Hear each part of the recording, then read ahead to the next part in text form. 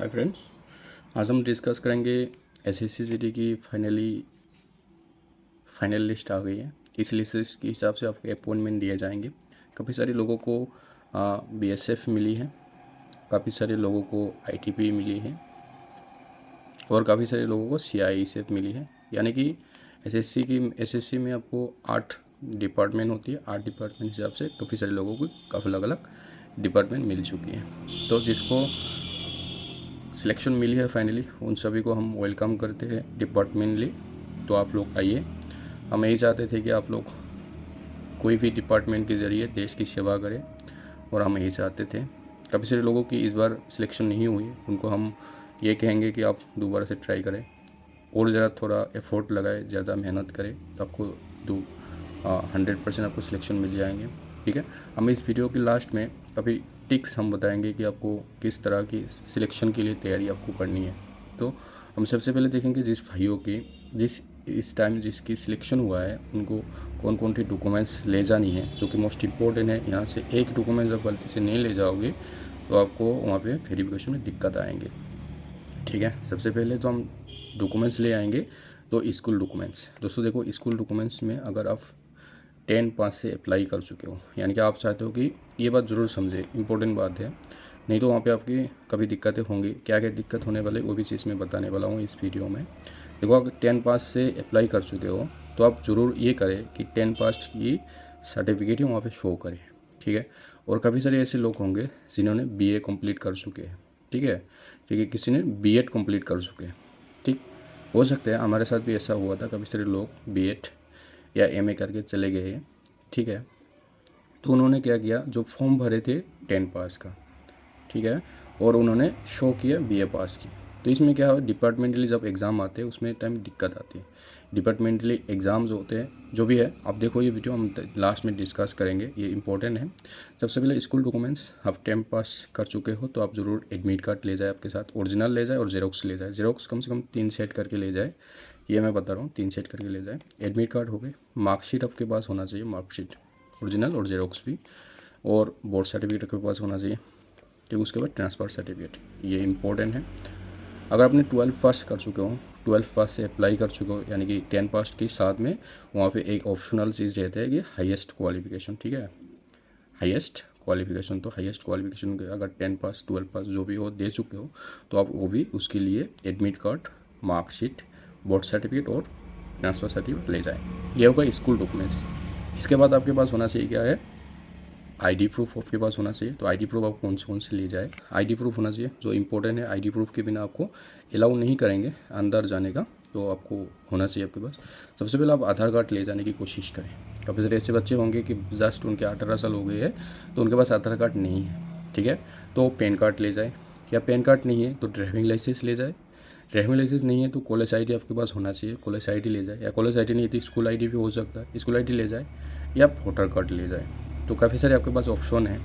अगर ये इनमें से एक भी आपके पास आईडी प्रूफ नहीं है तो आप ज़रूर कमेंट करें, मैं आपको दूसरा सलाह देने वाला हूँ जो कि आपके वर्कआउट करेंगे वहाँ पे, लेकिन आईडी प्रूफ के बिना आपको अंदर अलाउ नहीं करेंगे। उसके बाद इम्पोर्टेंट और एक डॉक्यूमेंट्स है जो कि आपकी पीआरसी और डोमिसाइल।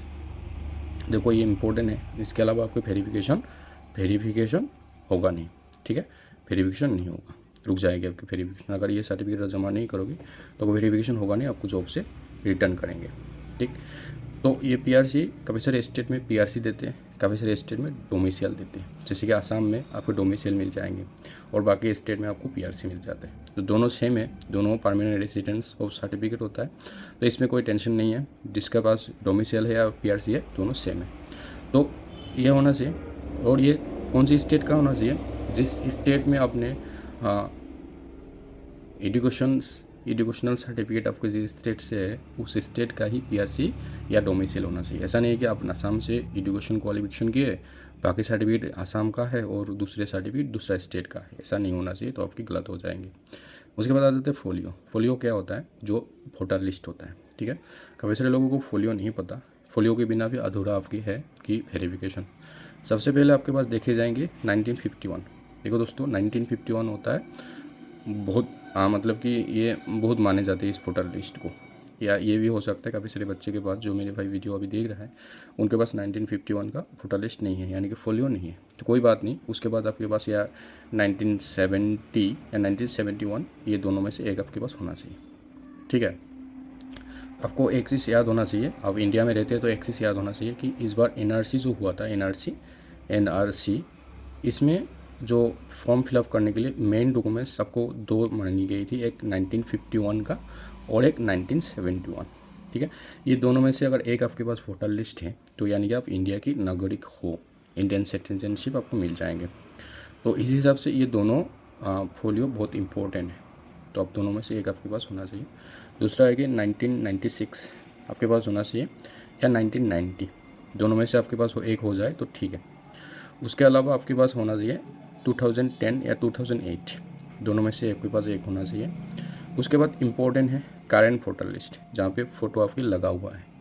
और एक चीज़ ध्यान रखें, जिस पेज में आपकी फ़ोटो लगा हुआ है, मान लो कि ये आपका फ़ोटो है, ये फ़ोटो का फ्रेम है, यहाँ पे आपकी फ़ोटो है, तो यहाँ पे ज़रूर टिक मार्क लगाएं, टिक मार्क लगा के ले जाए, क्योंकि जो वेरिफिकेशन करेंगे उनको ये पता होना चाहिए कि यही आप हो। क्योंकि एक पेज में काफ़ी सारे फ़ोटो होंगे, उस फोटो में आपके नाम ढूंढेंगे और ऑफिसर आपको ऐसा होगा कि आपकी ट्रेनिंग में आपकी वैल्यू देने वाला कोई नहीं है, आपके वहाँ पे ढूंढ के टिक मार्क नहीं लगाएंगे, तो आप पहले से टिक मार्क लगा के ले जाए। ध्यान रखें, पेंसिल से टिक मार्क लगा के ले जाए।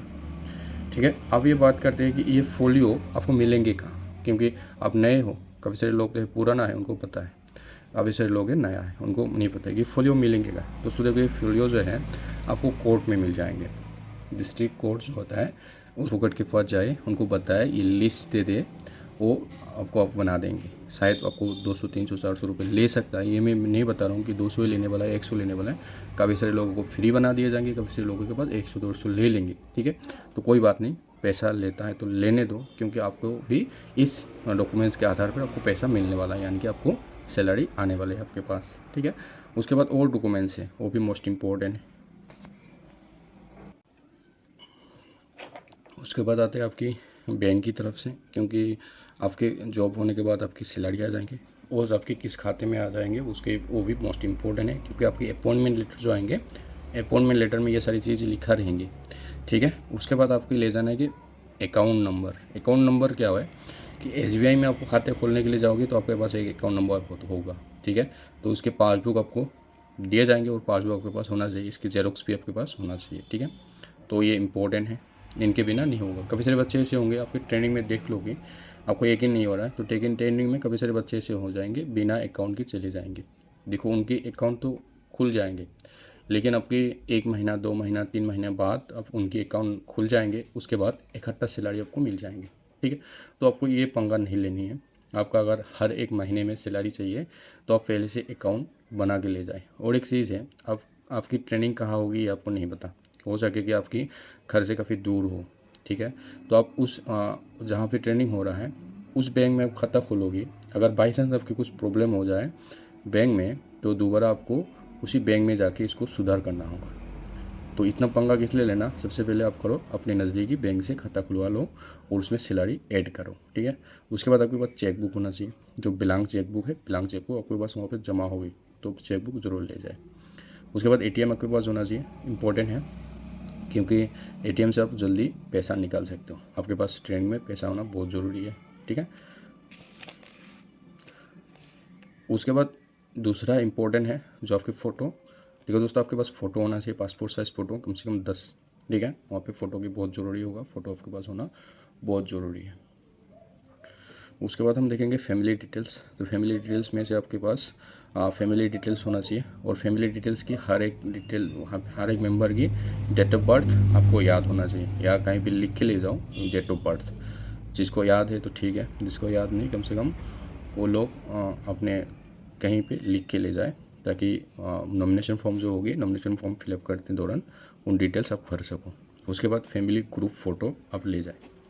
ठीक है, इसमें आपके 2 फ़ायदे हैं। एक फ़ायदा तो है, इमोशनली अटैच्ड हो सकते हो आप फैमिली के साथ। जब भी आपको फैमिली को देखने के लिए या फैमिली की याद आ जाएंगे, तो उस फ़ोटो से देख के आप कम से कम फैमिली के साथ अटैच्ड हो सकते हो इमोशनली। और दूसरा, काफ़ी सारी ट्रेनिंग में फैमिली फ़ोटो मांगी जाती है, तो फैमिली फ़ोटो वहाँ पे दे सकते हो। ठीक, तो इम्पोर्टेंट है। दूसरा चीज़, आप अदर डॉक्यूमेंट्स में हम देखेंगे,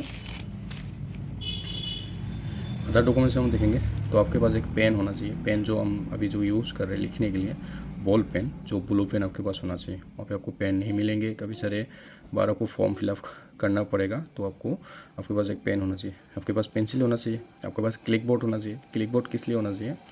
वहाँ पे ट्रेनिंग के दौरान हर हफ्ते में आपके एग्ज़ाम होंगे और एग्ज़ाम आपके मिट्टी में लिए जाएंगे या घास में, जिसके वजह से आपके एग्ज़ाम पेपर ख़राब होने की काफ़ी चांसेस रहेंगे। आपके पास क्लिक बोर्ड होगा तो आप आसानी से दे सकते हो। और एक्स्ट्रा पेज आप ले जाए। एक्स्ट्रा पेज इसलिए चाहिए, काफ़ी बार आपको एप्लीकेशन लिखना पड़ेगा, काफ़ी ऐसी दिक्कत आएंगे, एप्लीकेशन के बिना होगा नहीं, तो एप्लीकेशन आपको लिखना पड़ेगा। ठीक है, ठीक है। हम बात करते थे कि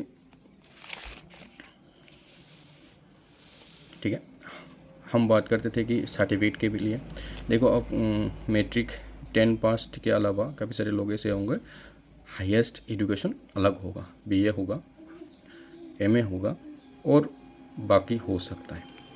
तो मैं बोल रहा हूँ कि अगर 10 पास से आप अप्लाई कर चुके हो तो वहाँ पे वेरिफिकेशन में 10 पास की सर्टिफिकेट ही आप वेरीफाई करें। ठीक है, वेरिफिकेशन वहाँ पे करें। इसलिए बोल रहा हूँ, जब भी आपको डिपार्टमेंटली एग्ज़ाम आपको देने के लिए मौका मिल जाएंगे, आपको जो भी बीएसएफ, सीआईएसएफ, आईटीबीपी जहाँ पे भी आपकी ज्वाइनिंग हो रहा है, वहाँ पे डिपार्टमेंटली आपके एग्ज़ाम होता है। आपके वहाँ पे एग्ज़ाम होता है, यानी कि प्रमोशन के लिए आप एएसआई के लिए एग्ज़ाम दे सकते हो, एसआई के लिए एग्ज़ाम दे सकते हो, हेड कांस्टेबल के लिए एग्ज़ाम दे सकते हो, एस्ट्रोनो के लिए एग्ज़ाम दे सकते हो। ठीक है, डिपार्टमेंटली आपके प्रमोशन हो जाएंगे। तो वहाँ पे जब एग्ज़ाम के लिए अप्लाई करोगी तो वहाँ पे आपके जो डॉक्यूमेंट्स है, डॉक्यूमेंट्स मांगे जाएंगे, और आप पहले से जमा करोगी तो आपके पास होगा नहीं, तो आपको दोबारा एप्लीकेशन डालना पड़ेगा, ना जाने किस फाइल में दबा हुआ होगा, कब मिलेगा। तो इसलिए आप ये हो सके, जितना हो सके कि आप 10 पास की सर्टिफिकेट शो करें और उसी से आप एग्ज़ाम मतलब कि जॉब करें। बाकी जो सर्टिफिकेट आपने अप्लाई नहीं की उसको किस लिए पहले से ही देना है, आपके पास रहने दो, बाद में काम आएगा। ठीक है, तो इतना ही डॉक्यूमेंट्स होता है, आप यकीन करो तो इतना ही डॉक्यूमेंट्स है। अगर तसल्ली नहीं हो रहा तो आप दूसरे की वीडियो देख सकते हो, मैं नहीं बता रहा हूँ कि यही है, मतलब कि मेरे से वीडियो आप संतुष्टि ले लो, लेकिन ये इंपॉर्टेंट हो, जितना हो उतना मैंने बताया। और ये हम इसलिए बताया कि हमें ग्राउंड में ये वेरिफिकेशन हो चुके हैं हमारे। ठीक है, और काफ़ी सारे लोग तो बताएंगे हवा हवा में बताएंगे, जिसको कोई पता नहीं है, बस डॉक्यूमेंट्स की लिस्ट गिनते जाएंगे कि ये डॉक्यूमेंट्स ले जाओ। ठीक है, इसके अलावा कोई दिक्कत हो, अब कमेंट बॉक्स आपके लिए खाली है, आप वहाँ पे बता सकते हो। जय हिंद, जय भारत।